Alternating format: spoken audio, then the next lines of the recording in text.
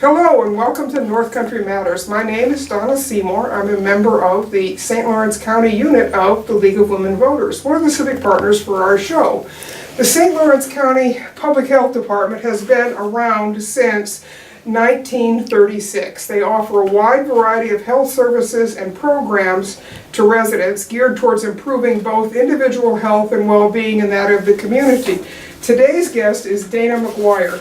Dana is the Public Health Director for St. Lawrence County, and she's been on the job since a year ago last February. Dana, welcome to North Country Matters. Thank you very much, Donna. Well, as the old saying goes, public health saved your life today, you just don't know it. So public health is really a critical service all across the country, and especially in rural communities like ours, isn't it? Yes, it is.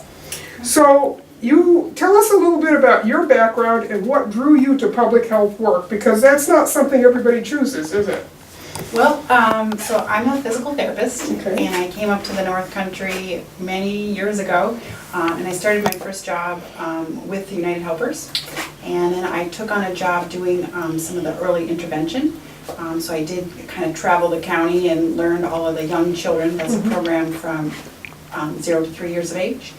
And I was practicing, and I really love PT, but I really wanted to make an impact on a larger scale. So I did go back to school for my degree. It's in epidemiology. Okay. So that's what kind of got me started. And after I graduated from that, I had an opportunity to go to the CDC. And so I did work there for just a few years. And then my husband and I did decide to come back to the North Country, so I was just really excited that the position at the health department was vacant. Right, right. Well, and of course, with a background at the CDC, that's really where the nitty-gritty of public health goes on, isn't it, here in the country? Well, it is, except that when you work at the CDC, you become an expert in the area that you work in. So now being at the local level, that's like really the boots on the ground work, and so that's what makes it kind of just exciting. Right, and so there's lots of scope for you to do your work, and in a place like St. Lawrence County, which is, as you know, very large and very rural, there's lots of issues that people have to deal with, isn't there? Yeah. So talk to us a little bit about the department that you oversee, kind of the who, what, and where of county public health, because it's a big department, isn't it? Yes, it is.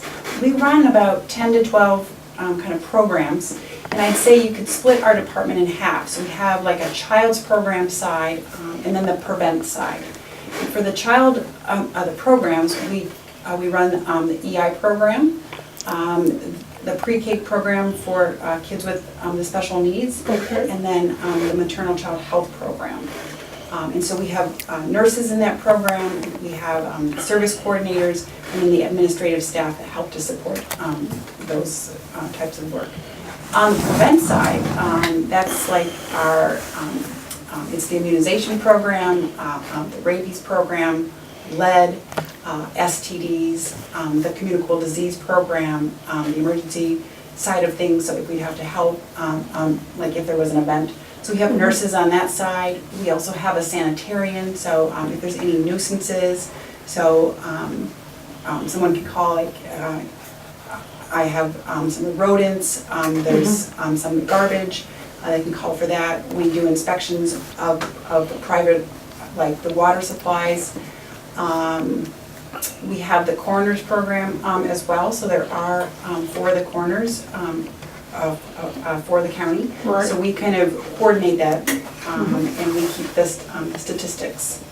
And so that's kind of how I would look at our departments. We have about probably like 25. Okay.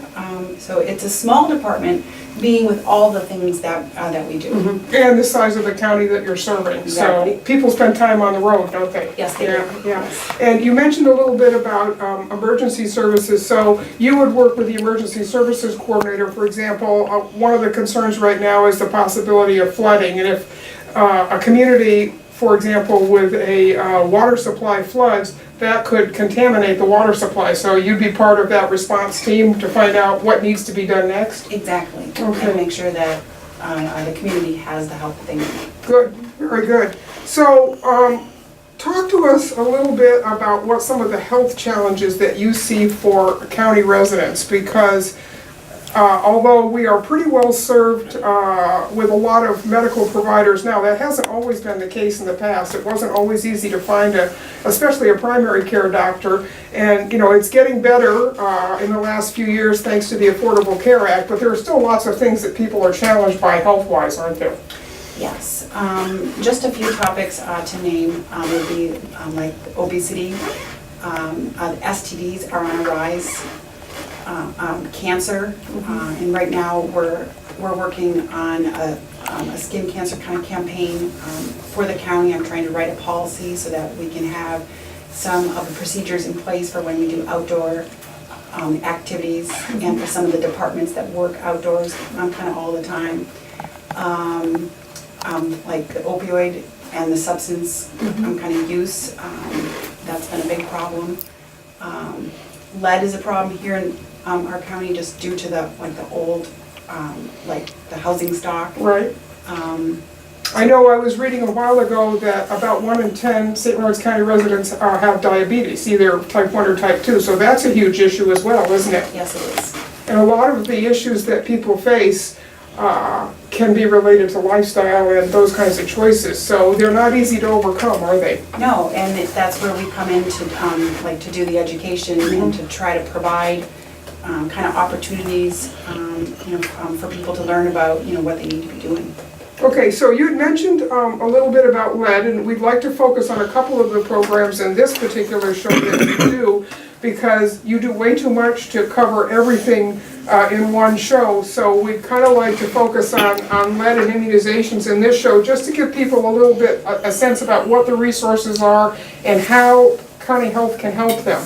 So, and lead is something that's been in the news a lot lately. Why, and you mentioned before, it's a concern here in St. Lawrence County because of the age of our housing stock in particular. So what kind of programs are you folks able to do that will help address the lead contamination problem that a lot of these older homes have? Right. So our department runs the lead poisoning, the prevention program, which is funded from the state. So that is something that we always do. It's kind of a monitoring program where we make sure that all kids ages 1 and 2 do get their tests. So we send out the reminders. We do the education to the providers to make sure that they're just having the families go for those. And then when kids get a test result back that's greater than the threshold, we call them, we do a risk assessment kind of just over the phone. We provide some of the education. As the levels get a little bit higher, we do offer like a home visit, and then when they get to a point, the home visit is a mandate, and we work with the district office from the New York State to do that visit and to check the home and things like that. So then we kind of follow up on those kids and just make sure that they're getting retested, just to make sure that the levels can come down. So lead testing for infants and 1-year-olds is something that is done at their pediatrician's office, is that correct? Well, it may be done at their office, but they do get the referral. And so I think sometimes that may be the barrier, is that it's one more step that the family has to go to, because if they don't do the testing in the office, then they have to go to the lab. Okay, and that can be an added burden, especially if transportation is an issue, and it can certainly be an added burden for cost maybe, Yes. So that's good. What are the kinds of ways that lead contamination can occur, particularly in an older home? If someone is renting an older home, there's not a lot you can do to remediate because you don't own the home, so you're kind of a prisoner, aren't you, of the home? And I would say that your house environment is probably the primary place that you would be affected, or what the exposure is. And so some of the other factors could be toys. It could be the soil from around the home. It could be from goods that aren't from this country. So that again could be toys. It could be some of the home health, like the remedies that you do. Right. And so even furnishings might be contaminated, right? Exactly. So just kind of watching that. But because it's mainly from the environment, trying to look for places that you might have chipped paint, making sure to clean those up, wipe like the windowsills, floors, and using a wet cloth to actually grab that would be really important. And then painting over those areas is kind of one of the ways so that you don't expose it. Or you can use like some tape, but if you're going to be doing any like major modifications, that's where you should get someone who's been certified and make sure that you stay out out of the home. Don't renovate while you're inside the building, yeah. Particularly for kids and if you're pregnant. I was reading something not too long ago, this was from Minnesota, but they have the same problem we do with old housing stock, and this is a particularly bad time of year because people are starting to open up those windows that have been closed all winter, and it's causing some of that paint to chip off or even turn into dust, which you can't necessarily see, and kids of course are on the floor and it's always in their mouth, so. Well, and the thing is about lead is it has a very sweet taste, and so once they taste that, they don't know that it's lead and it tastes good. So, yeah, you don't know it's bad for them, yeah. So what are some of the effects of lead poisoning, Dana? Well, it does affect the brain and the central nervous system. So you can have some learning disabilities, you can have like an attention deficit, you can have speech, and some of the hearing problems. So if you suspect things like that, you should see your doctor. You can get a referral for an assessment just to see if some of those things are not kind of meeting milestones. And this is something that you were very familiar with given your background of early childhood stuff anyway, so it's something that's very, very much on your mind. So we know that young kids should be tested. What about adults? Is there a threshold for adults that is also of concern, or is it more a problem for young kids? Well, so no lead level is safe. So we actually like to see that right down at 0. But for adults, it's still problematic. Why we have testing at 1 and 2 and really worry about it the most between 0 to age 6 is that's when the brain is still kind of working and still being formed. So that's the most kind of time where we can make the most kind of like an effect. And you mentioned that no level of lead is safe. In just last month, Governor Cuomo signed a bill that actually lowers the level of the lead levels in New York State from 10 micrograms per deciliter to 5. So that will probably have an effect on your end of things, as those lower levels cause the screening to light up. Right. So when we look at the load that we carry for kids who are between the 5 and 9 range, that's about probably like 50 to 60 kids. When you get to the 10 range, that's about 10 to 15. So if we go back down, that adds quite a significant caseload. But it's needed. It's a very kind of a severe thing, and we want to be watching those kids. And an ounce of prevention is worth a pound of cure in this case, because it's very hard to get lead out once it's in the system, isn't it? Right, and lead poisoning is 100% kind of preventable. Right. But once it makes changes to the brain, there is no way of going back. Right. So, and one of the things that we've also seen, not necessarily in St. Lawrence County, but around the country, is there's been a lot of concern about testing for lead in water because of old water systems. Is that something that your department can also, if someone has a suspect water source, can you do that testing for them or make sure it helps to happen? So we do testing for the private systems. So all of the public water systems are by the district office. Okay. Yeah. Okay. But if somebody has a well or something like that and they're concerned about that, they can get a hold of you folks. Well, that's good to know. So the other topic that we really wanted to, go ahead, I'm sorry. Can I stop you? So Sure. We do have the lead program that's part of that's right. our lead program. What we also have is we did apply for a HUD grant for kind of lead abatement and for the education, which we did receive. So this is just a $1 million grant that we applied with the planning office and the housing council. So our portion of that will be the education and the outreach piece. So we're just starting to formulate what that's going to be, how we're going to target all of the stakeholders, and then we're trying to do a survey to see what people know about lead first, do that education, and maybe see what change in the awareness or like in the knowledge that we do get. Okay, and then, so that survey, what's that gonna look like? How are you gonna outreach to people with that survey? Right, so we tried to figure that out. So we're gonna do, I'm gonna send the survey to all of the schools. I've talked to the superintendents, they're gonna have that placed into their online kind of system where that goes out to the parents. Hopefully we'll get a good response for that. We're gonna go through all of the daycares, Head Starts, and the WIC program. And then we're also gonna target the nutrition centers where they serve lunch, and the senior clubs. Because when you look at what's going on today for young families and for grandparents or foster families that might be just having kids in their homes, that's how we thought we could best kind of target. That's right, and a lot of grandparents are now actually raising grandkids, and actually that's part of the, one of the downsides of the opioid crisis, which we'll talk about next time. So there's a lot to be thinking about.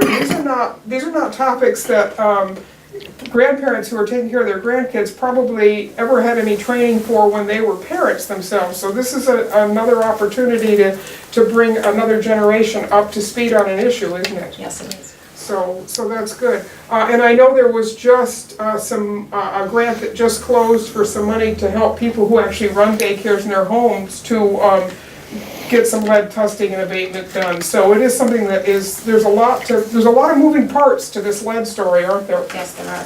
Okay, so let's switch now to immunizations. Measles, of course, has been a hot topic in New York State and the country in the last few months.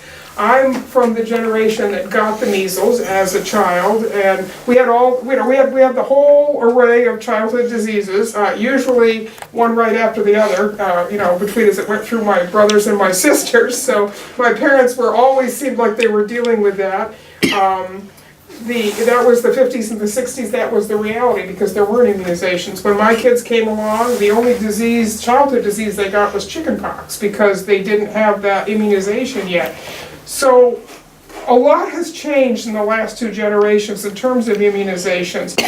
Talk to us about what that impact has had on public health because those immunizations are so universally available. How has it changed the public health work? Well, so with the immunizations we've had over time, we've been able to prevent many of the diseases. So say polio, Hep B, measles was eradicated. Right, got its back, yeah. Yep. Same with mumps. Yes, and the chickenpox. There's quite a few, and so we've been able to kind of take that down so people don't get as sick anymore. So I would say in general, it's been a great move. But I think sometimes when we think we're clear of something, just because we're clear here in the United States, it doesn't always mean that it's gone in all the other parts just of the world. And so if we don't keep vaccination up, that's where we're kind of seeing with the measles kind of. Right, and there have been a lot of cases around the country where someone has come into the country, hasn't been vaccinated, they've actually infected a lot of people, and then they leave. But those germs are happy to have a new home, aren't they? Tell us a little bit about a phrase that a lot of people maybe have heard of but don't really understand, Dana, and that's herd immunity. What is herd immunity? Who is the herd? The herd immunity is when a group of people who are mainly vaccinated can kind of, kind of passively provide that immunity to the group that's not. And so, if you have 90% of a group, gets a vaccination, then the likelihood that that's going to spread has been really kind of decreased. Right. It does, though, matter which of the diseases you're kind of talking about. So some are more of the contagious type. So with measles, there has to be like 97 to 98% of the population that needs to be vaccinated, where you can have some of the others that are maybe down at like 40%. Right. And so if you are going on the fact that, well, I don't need vaccination because everyone around me is, that may or may not be like an effective way to go. Right, and one of the things that we know that immunizations have been on the decrease, especially in this country in the last few years. So it has taken away a lot of that sort of larger protection that a lot of us have depended upon if we didn't vaccinate. So as you mentioned, in 2000, the U.S. reported that measles have been eradicated. It's 19 years later, and we're in the worst measles surge since then. So what are some of the facts and the statistics behind what has driven the current measles epidemic? Because it's really running through parts of the population, isn't it? Yes, and I think it's primarily traveled to a country where the disease is still kind of prevalent and you haven't had a vaccination. So then you can get the disease. And then you come back and you live in an area where there's a cluster of people who are not vaccinated. And with the measles, because it's so contagious, it can spread kind of so quickly. I think by the end of last week, I think there was 252 cases here in the state.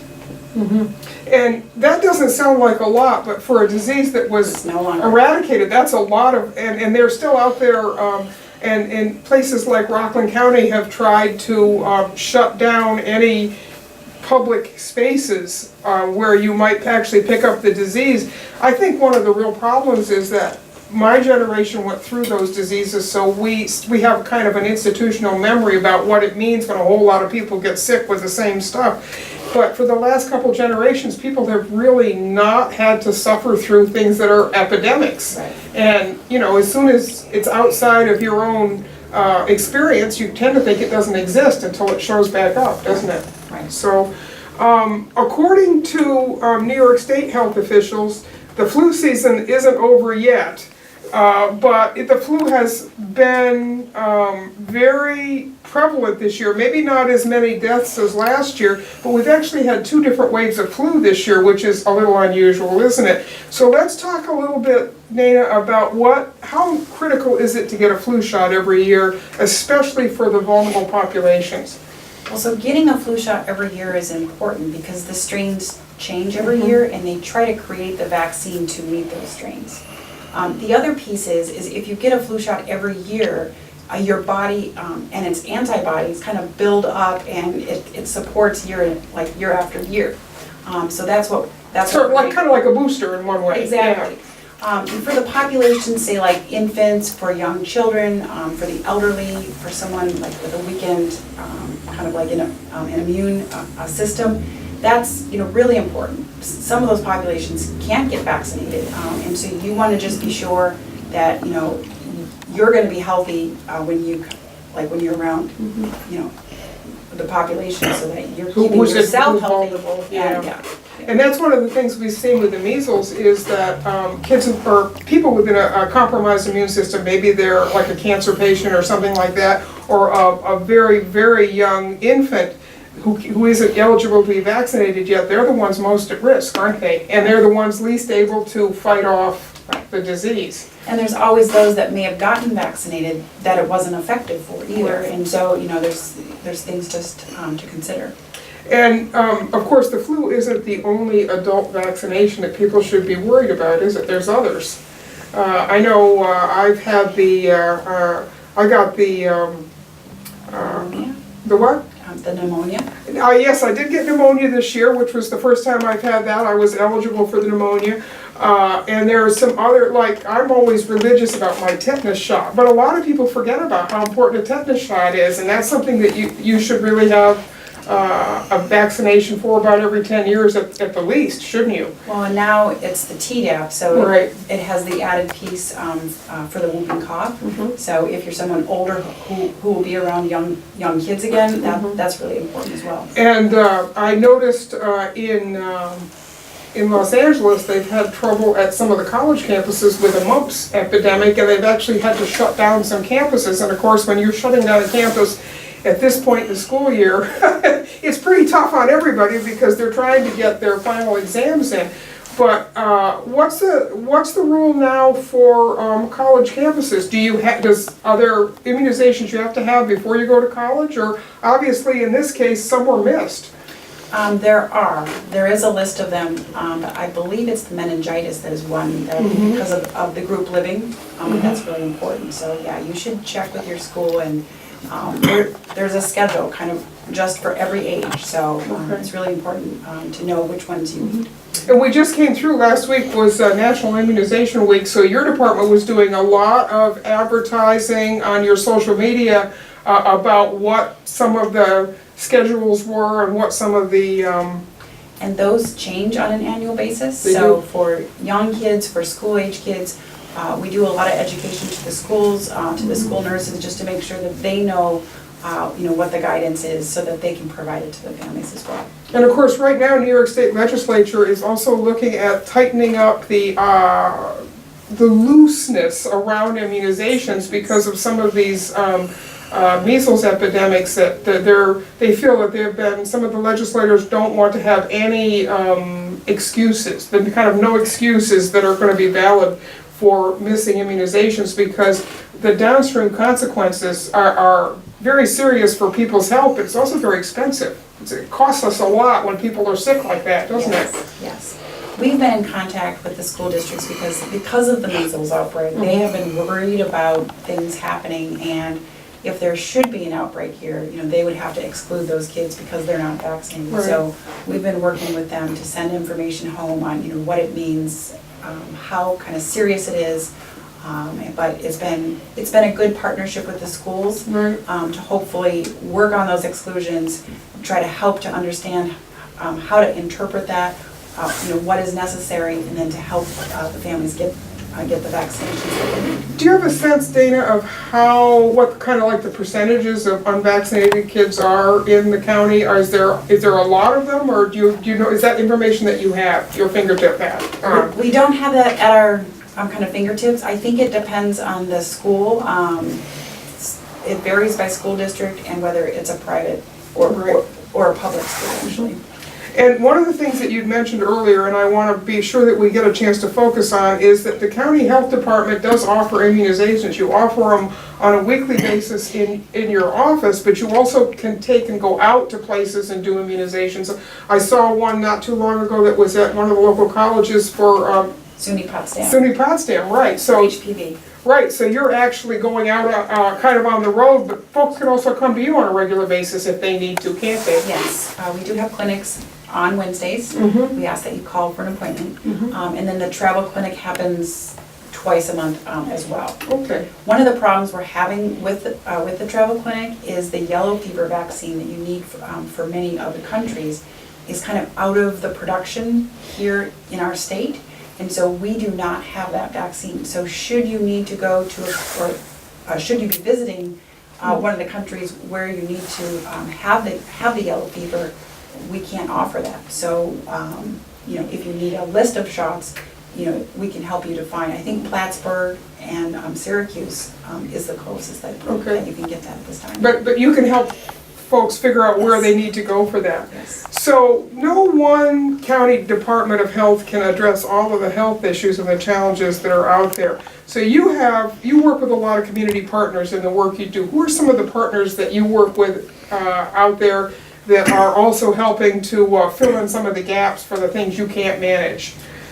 Well, we're in constant contact with all the health systems, with the Community Health Center of the North Country, with a lot of the community-based kind of organizations, the Health Initiative, Garden Share, the Cooperative Extension.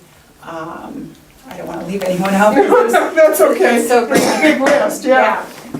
But we have a coalition where we all get together and we work on the same issues and kind of bring what challenges there are from each of our kind of the perspective of how we go about things. So you've kind of mapped that, and you kind of know who does what, and you don't have as many gaps because you're working cooperatively together? Well, that's a difficult thing, I think, for our county because we are so large, and sometimes the communication lines and linkages, just trying to make it to some of the meetings sometimes can be a challenge. And so I think at times there are gaps because we don't always know who is doing what. Right. And so we are working very hard on that to bring those links kind of together so we don't have those gaps. So this is an ongoing process. It really is. And I would say that most of our partners would say that too. And it's great when we can have those meetings because people realize like, oh goodness, I didn't even realize that that's what you guys did. And so just being able to share that information.